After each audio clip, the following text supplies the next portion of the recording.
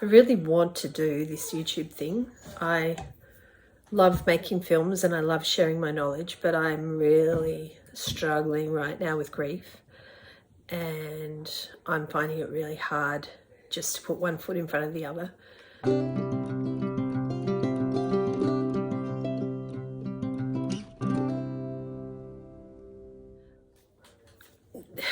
It's a very strange thing to show up being so raw to life, because the world that I've grown up in, we have to show this, well, I feel like we've been taught to show this shiny side, and now with the internet there's so many pictures of people's bright happy lives, and then you've got people really falling apart, but you don't have people that are like, you know, I guess part of the human condition is we have hard times, but we don't want to see that. You know, and so how do you show up on a social media platform when you're not having a great time, where your hair is a bit all over the place? I have done my hair this morning, but it's still messy, and it's just part of where my life is at the moment. It feels messy because the emotion of grief, the emotion of dealing with a life that's been really hard, is intense, and I'm going through a massive transition. And we often don't see people in transition. We see people at the end of it where they're shiny and happy and bright. But in order for us to wake up from going from one state of understanding to another, we have to go through a really dark place, a difficult place, a place that is painful, that's hard, that we don't look great. Like, I've had people show up to my house and go, what the fuck's wrong? You know, do you need to go to a doctor? When I've tried to explain to them clearly that I'm going through a transition, that, you know, I'm going through something really difficult, and until they actually physically see me, they don't understand, you know. And then when they do see me, they think it needs to be fixed. They don't understand it's part of the process, because we just don't see it.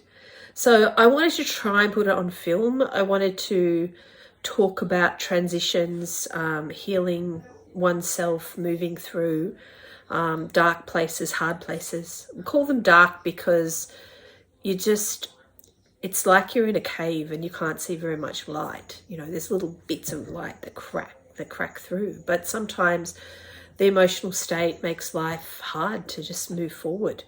And so I just want to talk about that, and I want to be in that place while I'm talking about it. Because the thing that I found extraordinary, that even if I am having a really, really hard time, I can still show up and share and help my clients. And in fact, those that have been working with me for long enough know that when I am this raw, when I am having a really hard time, that I am more likely to give them more magic.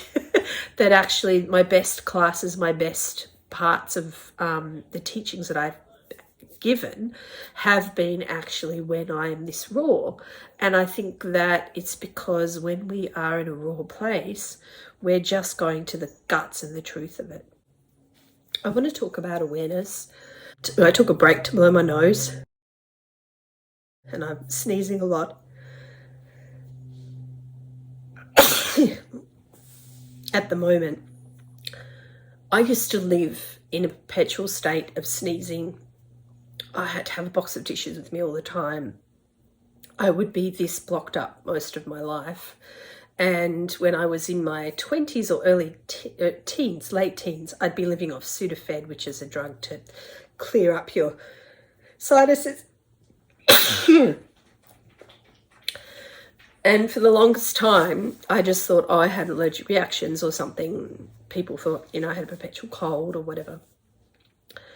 And I tried all kinds of things. I went to doctors. I had allergy tests. I was told I was allergic to grasses and to all kinds of things. I had allergy, like, I don't know, injections to help me. But nothing kind of worked.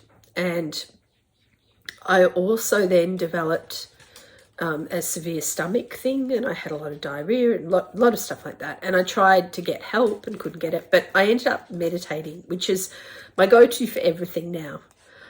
Because whenever there's a little hole, like this little hole that's missing in the painting, this painting is beautiful because it's literally about how we see things, and every time we see the same place, it's always a little bit different. So you can see each one doesn't quite match. It's a little bit different in color, different in hue, because every time we see something, it's always a little bit different.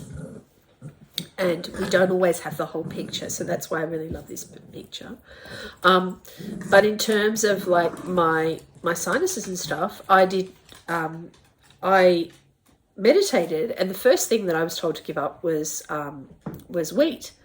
And my body just said, you've got to give up wheat. And I did, and I became well. Like, it was amazing. My nose stopped running as much. My belly stopped cramping. I stopped having reflux. I stopped having diarrhea. All kinds of symptoms changed. Also, I stopped being as angry. I stopped being as tired. But the other thing that happened too was that then later on I had to give up dairy. And last night I had pizza with cheese on it. And as a result, I am snotty and blowing my nose and my eyes are running, etc. And it really is that simple as having something, you know, just understanding what you need to eat for wellness. And I think that emotional health is the same. And sometimes I think we have to be emotionally healthy by being happy or being okay all the time. Whereas I think sometimes being emotionally healthy is when we're actually allowing ourselves to feel the hard time, allowing ourselves to be in the dark, you know, the hard stuff. And that's where I am now. And does that mean that I'm going to be there forever? No. My experience is no, I won't be. And what I have to do is create comfort and support for myself. And part of that is, can you hear in the background, very noisy, I think I have explained that my puppy died. I'm not sure if I did that in one of my videos, but my dog died. And this year I lost my father during lockdown, and then my dog passed away, my dog of 14 years. And I've never cried so much then I lost my dog, and I wasn't coping. I cried every day, and finally it was like, okay, you need a puppy. So introducing Merlin. This is little Merlin. He's a little joy. He's a little sweetheart. Yoda, come here. This is my dog Yoda. And these guys are the guys you're hearing playing in the background, and that is part of my medicine at the moment. Is that when I'm hearing them growling at each other, when I'm seeing Merlin peeing on the floor or whatever, or just being cute, giving me a lick, it's really helping me, bring me to life. And I think that that's an important thing, is to find the joy, the support, the love. I'm about to go to the airport to pick up one of my best friends, because I've asked her to come to Melbourne to be with me, to spend time with me, so I can just to give me a hug, because I need that right now. So just when you are having a hard time, understand that you don't need to fix anything. You just need support. And these are part of my little support structure. This is little Merlin. He's about 11 weeks old right now. So he's going to be a toy poodle. So you'll see him grow. And yeah, just find support, find love, find moments of life that make you feel happy. Like this, look, Merlin kissing my other dog. The fact that they get on so well really helps me at the moment as well. So take care, and I hope that my sharing this raw part of myself is met with the understanding why I've done it, so that those of you that are having a hard time can see a reference point, can see that you can be having a hard time, but you can still be functioning in a way. Like, my clients are still getting a lot of value. My classes, apparently people are like, my God, so much so that more people are joining. Shh, come on, let's stop. I'll just pick Yoda up so he doesn't keep barking, because I know you want to keep playing, but can you wait? But yeah, my classes, people are joining because they're getting stronger. So when you're going through a raw period, you actually have so much more to offer than you normally would.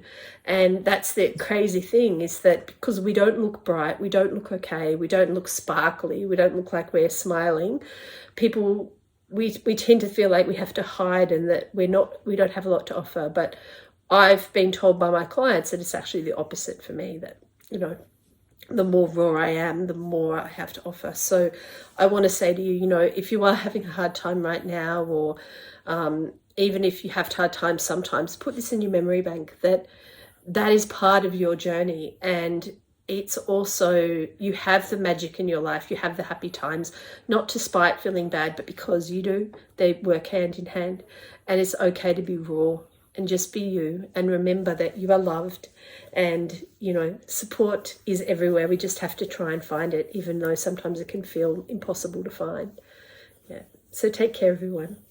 You know, like and subscribe. That will really help me on this YouTube journey. And I'd love to know what you feel, what you think about this.